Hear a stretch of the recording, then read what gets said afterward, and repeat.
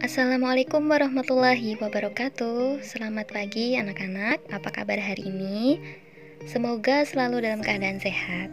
Sekarang mata pelajaran Bahasa Indonesia, kita akan mempelajari bab 2, menyampaikan pidato persuasif.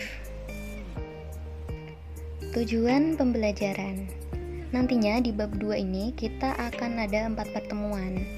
Setelah mempelajari materi pidato, siswa diharapkan dapat mengidentifikasi pesan dalam pidato, menelaah struktur dan kebahasan pidato, menyimpulkan gagasan dan pesan dalam pidato, serta menuangkan ide dalam pidato. Untuk yang pertama, kita akan mengawali dari pengertian pidato. Apa sih pidato itu? Pidato adalah kegiatan menyampaikan suatu ide, nasihat, gagasan, pesan secara lisan di depan banyak orang. Intinya, pidato itu menyampaikan pesan secara lisan. Kemudian, apa bedanya dengan pidato persuasif? Pidato persuasif adalah pesan yang disampaikan untuk memengaruhi pilihan khalayak melalui pengondisian, penguatan, atau pengubahan tanggapan mereka terhadap suatu gagasan, isu, konsep, atau produk.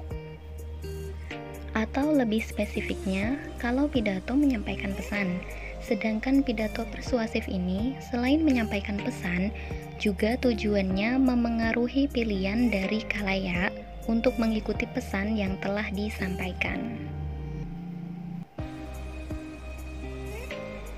Alur dalam pidato persuasif. Aturan yang harus diperhatikan dalam pidato persuasif, yang pertama adalah etika. Etika harus diperhatikan karena berkaitan dengan baiknya cara menyampaikan di hadapan khalayak. Yang kedua, emosi. Bagaimana cara untuk menggugah perasaan pendengar? Tidak perlu menggebu-gebu, yang terpenting apa yang disampaikan dapat diterima dan dipahami dengan baik. Yang ketiga adalah logika. Apa yang disampaikan harus masuk akal, sehingga audiensi akan terpengaruh dengan yang kita sampaikan. Tujuan pidato persuasif. Pembentukan tanggapan. Pembentukan tanggapan dapat dilakukan dengan mengetahui topik, sehingga khalayak dapat menghubungkan ide-ide baru dengan nilai-nilai yang baik di masyarakat. 2. Penguatan tanggapan. Maksud dari penguatan tanggapan dalam pidato persuasif yaitu untuk melanjutkan atau meneruskan gagasan apa yang disampaikan. 3. Pengubahan tanggapan. Pengubahan tanggapan ini untuk mengubah perilaku mereka terhadap suatu konsep atau gagasan. Jadi tujuan pidato persuasif yaitu dimulai dari membentuk ide, menguatkan ide, sampai pada mengubah perilaku terhadap suatu gagasan.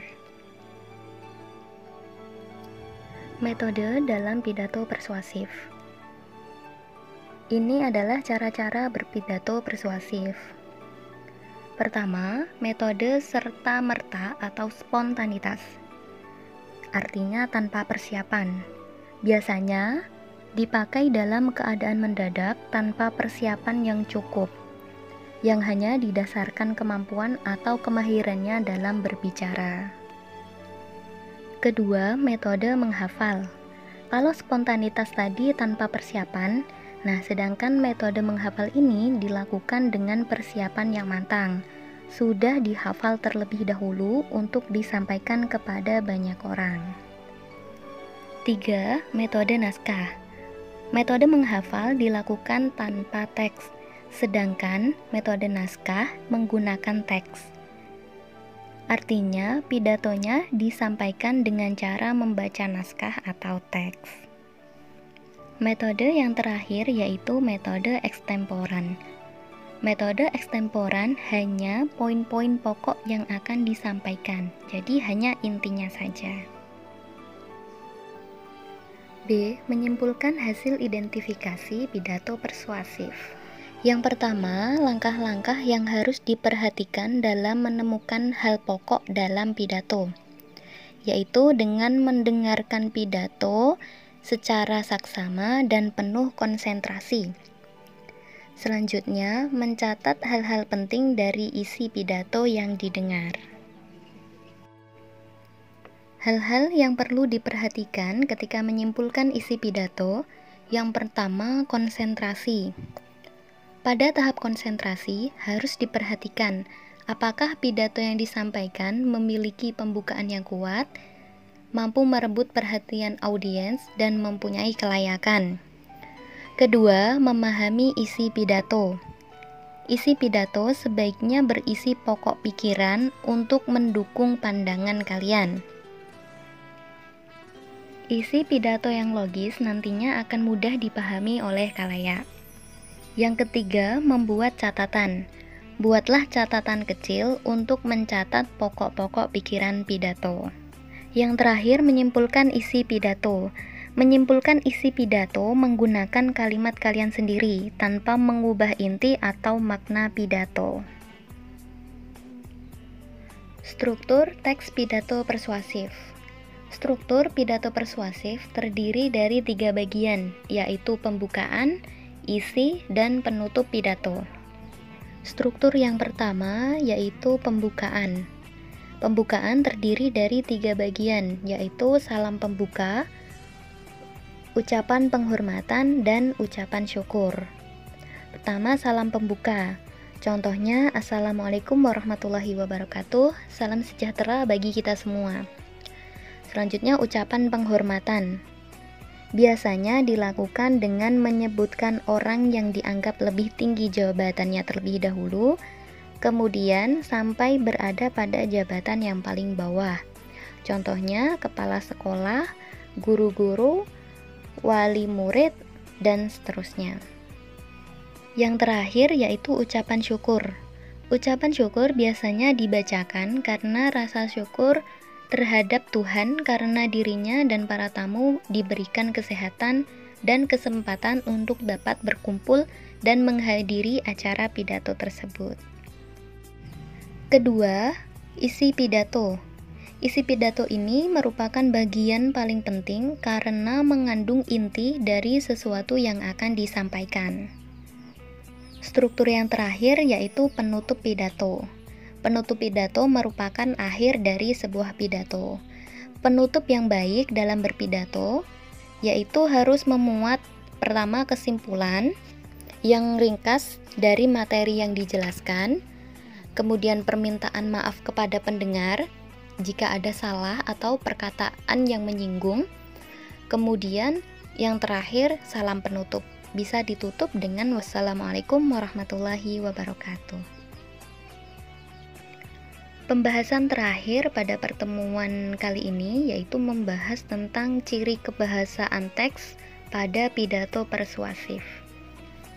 Ciri yang pertama yaitu menggunakan kalimat aktif. Kalimat aktif adalah sebuah kalimat yang subjeknya berperan sebagai pelaku yang secara aktif melakukan suatu tindakan yang dikemukakan dalam predikat kepada objek. Contoh kalimat aktif yaitu, kita perlu bijak saat menggunakan internet. Contoh selanjutnya, kita harus mempelajari materi dengan baik di sekolah. Kedua, menggunakan kata tugas. Kata tugas maknanya bisa menjadi jelas jika dihubungkan dengan kata lain. Pada kata tugas bisa menggunakan kata hubung seperti dan, atau, serta, dan sebagainya. Yang ketiga yaitu menggunakan kosakata emotif. Emotif dalam bahasa Indonesia cenderung mengacu kepada hal-hal atau makna yang positif. Emotif berarti menggugah perasaan dari pendengar. Selanjutnya, sinonim. Sinonim adalah suatu kata yang memiliki bentuk yang berbeda, tapi memiliki arti atau pengertian yang sama atau mirip. Persamaan kata, misalnya, kata telaten diubah menjadi teliti, ahli menjadi pakar, dan sebagainya. Ciri kebahasaan teks pidato persuasif yang terakhir yaitu kata benda abstrak. Kata benda abstrak adalah sebuah kata yang memiliki rujukan berupa konsep atau pengertian. Kata kerja abstrak ini tidak dapat ditangkap oleh panca indera, misalnya keagungan, kekuatan, kemanusiaan, kebesaran, dan lain-lain. Demikian penjelasan materi hari ini tentang pidato persuasif. Semoga dapat dipahami dengan baik. Jika ada pertanyaan, bisa ditanyakan di grup WhatsApp.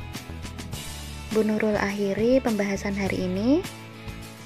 Mohon maaf apabila ada kesalahan kata. Billahi taufiq wal hidayah. Waridho wal inayah. Wassalamualaikum warahmatullahi wabarakatuh.